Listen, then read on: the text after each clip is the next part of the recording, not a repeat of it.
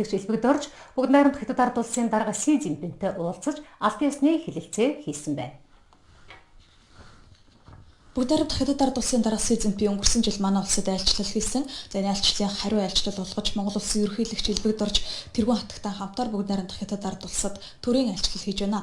За бүгд найрамд Хятад ард улсын дарга Си Цзиньпин Монгол улсад хийсэн айлчлалын үеэр хоёр улсын эдийн засгийн харилцаа хамтын ажиллагааг өргөжүүлэх нэлээд олон яриа хэлцээ явагдсан. 2020 он гэхэд хоёр улсын худалдаа эдийн засгийн бараа эргэлт бол 10 тэрбум Америк долларт хүрнэ гэсэн ийм зүйл яригдсан. Түүнээс гадна бүгд найрамд Хятад ард улсын засгийн газраас 1 тэрбум долларын хөнгөлөлтөө зээл олгоно гэдэг бас ийм яриа хэлцээ явагдсан байгаа. Энэ талаарх хэлцээнүүд Бээжинд үргэлжилж байна. За өнөөдөр хоёр улсын ерөнхийлөгч хэлцээ хийсэн. Хэлцээний дараа хэвлэлийн тандаж бас мэдээлэл хийсэн бөгөөд зарим нэг гэрээд гарын үсэг зурсан. Тэгэхээр хоёр улсын эдийн засгийн хамтын ажиллагааны тухай Монгол улсын засгийн газар бүгд найрамд Хятад ард улсын засгийн газрын хоорондын хэлцээрт гарын үсэг зурлаа.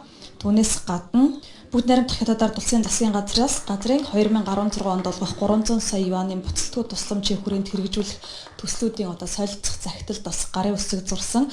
Худалдаа эдийн засгийн салбарт хамтран ажиллах тухай хоёр улсын аж үйлдвэрийн яам болоод Хятад ард улсын худалдааны яам хоорондын хамтын ажиллагааны санамж жижигт гарын үсэг зурлаа.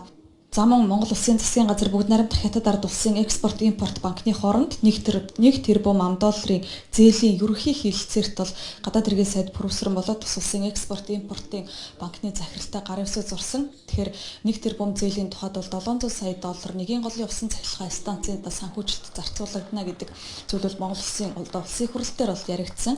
Тэгэхээр уулзалт хэлэлцээ бол үргэлжилж байна. Ерөнхийлөгч элбэгд орчийн төрийн айлчлал маргааш өндөрлөх юм а.